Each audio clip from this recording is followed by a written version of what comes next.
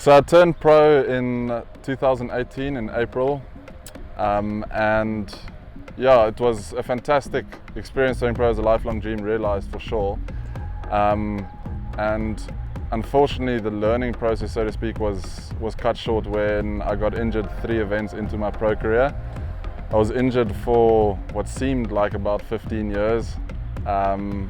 It turned out to be about 18 months. I tore a ligament in my wrist, which was supposed to be 1 operation and 4 months out, which was fine by me, and it ended up being 3 operations and 18 months later, which was, yeah, it was a tough time, and tough times never last. But yeah, I think the learning experience compared to pro versus amateur is definitely the financial element to it. It's a lot tougher for sure.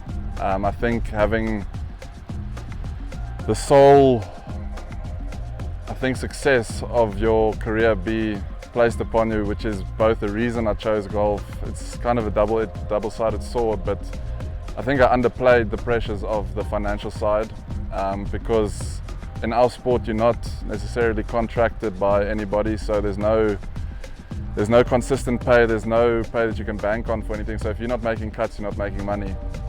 And I think the biggest learning curve that I've taken is from veterans on tour, guys like Neil Skittercut and guys like that who have been out here for 20 years, and how they kind of brush those missed cut weeks like water off a duck's back. I think the way they react to good performances and bad performances is very similar. Obviously they'll address things in those bad performances that can obviously improve and get them to where they want to be, but the way their emotions differ is very minimal, which I think with the stresses placed on us on tour week in and week out, if your emotions fluctuate massively, it's going to be an extremely draining process. So I think for me that's been something I've had to work on, because I'm someone who tends to wear my heart on my sleeve, and I've had to curb that a little bit and just kind of not internalize things, but kind of not feel them as so heavily, and just accept the fact that some weeks are good and some weeks are bad.